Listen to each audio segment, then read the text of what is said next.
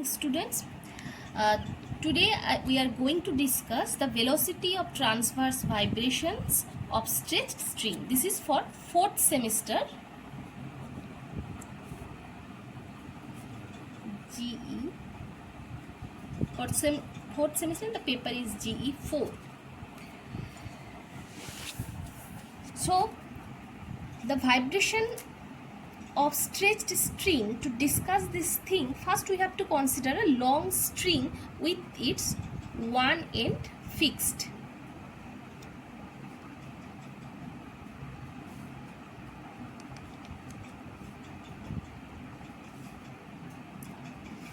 This is my initial string, and this string must be homogeneous and flexible. Homogeneous in this homogeneous means the mass per unit length must be constant throughout the string, and flexible because if we apply some force in this string and after just removal of this force, it should get back its initial shape and size. That's why it's a perfect, it should be perfect flexible. And we also assume the tension we apply to this string must be large enough compared to the gravitational force acting on it. So when we plucked it, the gravitational force does not play any role to bring it back to its initial position. Now, if a tension is given at one end of this string, then the vibration or the disturbance will produce at this end move to the fixed end.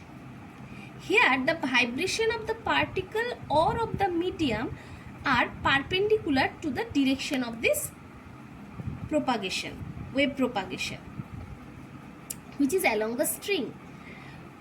So we see that to produce and propagate a wave in the string, there must be two essential conditions. One, the medium must have sufficient inertia, which is supplied by the mass of the particles of the string, and the restoring force acts on the string such that when the disturbance is applied, the restoring force come into play to bring the string back to its initial position. Now we are going to find the velocity of the transverse wave. So as the string is assumed to be flexible, so the tension throughout the string must be constant, but its inclination will differ point to point. So that's why we are taking a small portion of the string A B of length delta x, which is, and the displaced portion of the string is A prime and B prime.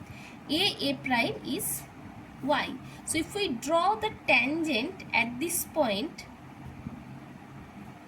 this is theta. Similarly at this point,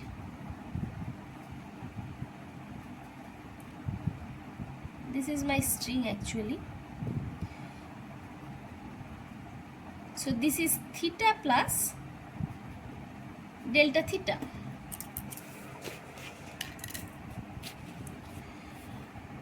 So here if we resolve the components at the point A prime, we get along this direction t cos theta, and along this direction t sin theta. Similarly, if this is my string, I draw a tangent in this direction, so this is theta plus delta theta. So if I resolve this into two components, one is along this direction and another is along this direction, so this is t cos theta plus delta theta, and this is t sin theta plus delta theta. So resolving the tensions on A prime and B prime along x-axis and y-axis, we get summation of Tx, that is the total tension along x-axis, is t cos theta plus delta theta minus t cos theta. This minus sign because of this opposite direction of t cos theta. And now you see this delta theta is very small, so we can write it t cos theta minus t cos theta. So this is equal to 0. That means these two forces balances each other. Now what will happen to the ty component, that is t sine theta plus delta theta minus t sine theta. Sorry, I have mistaken one thing. This is actually t cos theta and this is my t sine theta, because this is theta plus d theta, so the component which is just adjacent to the angle, that will be, I am writing it again, t cos theta plus delta theta, and this is t sine theta plus delta theta. So again this minus sign, because this t sine theta plus delta theta and t sine theta, these are opposite to each other. Now sine theta plus delta theta nearly equals to theta plus delta theta, as theta is very small, and sine theta is again theta. So from this we can write summation of ty is equal to simply t delta theta. How? Because we write here t theta plus delta theta minus of t theta, that gives you t delta theta. So this is the net tension applied on the string. So now we are going to apply the second law of Newton's second law. That means this is the external force, and under equilibrium this force must be equal to the mass into acceleration. So here we took the portion delta x that was displaced here, and m is the mass per unit length of the string. So mass of the small element delta x is m into delta x. So applying second law, Newton's second law, we can write m delta x, this is the mass, into acceleration, that is del square y del t square is equal to t into delta theta.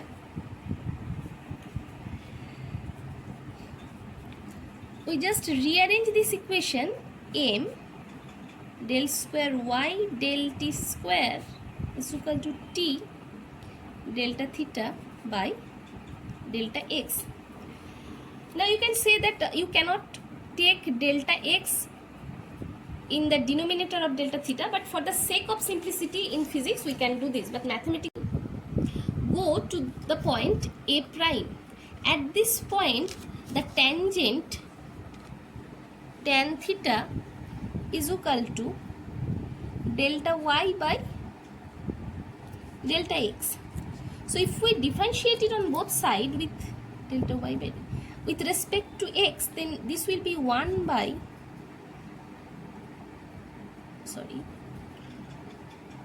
sec square theta. To balance that, there should be del theta del x is equal to del square y del x square. Now again this can be written as 1 by cos square theta del theta by del x is equal to del square y del x square.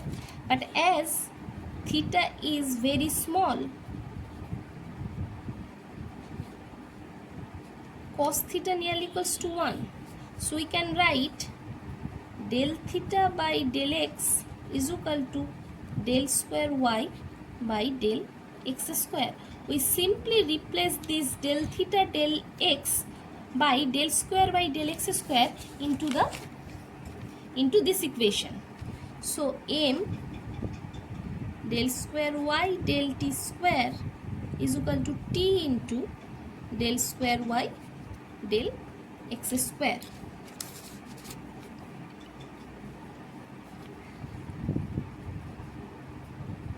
M by t del square y del t square is equal to del square y del x square. So this is a very beautiful equation where you see that y is a function where the left hand side is a second order derivative of time, whereas the right hand side is the second order derivative of x. So we can write that the solution of this solution of this equation is simply for any single valued function f, which is a function of x plus minus c into t. Again I am repeating that the solution of this equation is any single valued function which is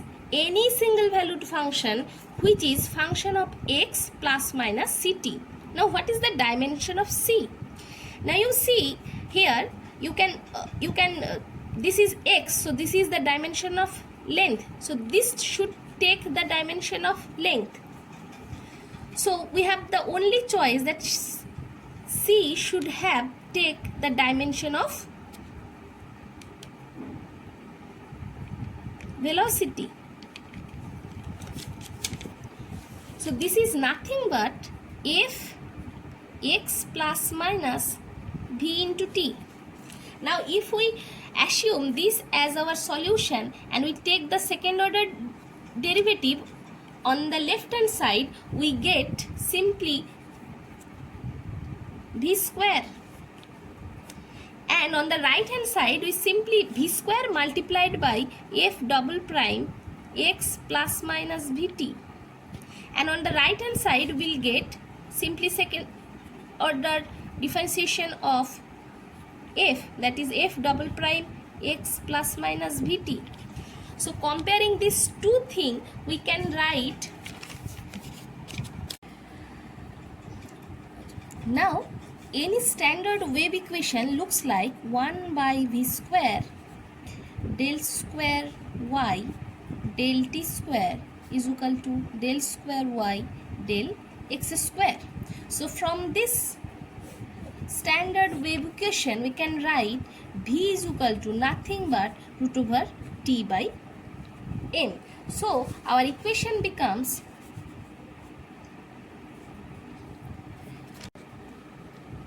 equation 1 becomes 1 by v square del square y del t square is equal to del square y del x square. This is the required wave equation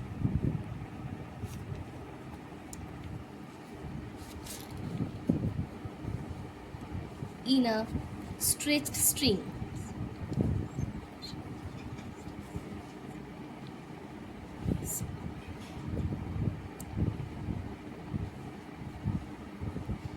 Where the velocity of the wave v is equal to root over t by m, where t is the tension and m is the mass per unit length. So one last thing I want to mention here. So we see that the solution of this equation takes the form f function of f x plus minus vt. When the wave will propagate along positive x direction, the function will take f of x minus vt, and the wave will go to the negative x direction, then it will take f of x plus vt. We will use this concept to generate the stationary waves produced in the stretch string case. That means if the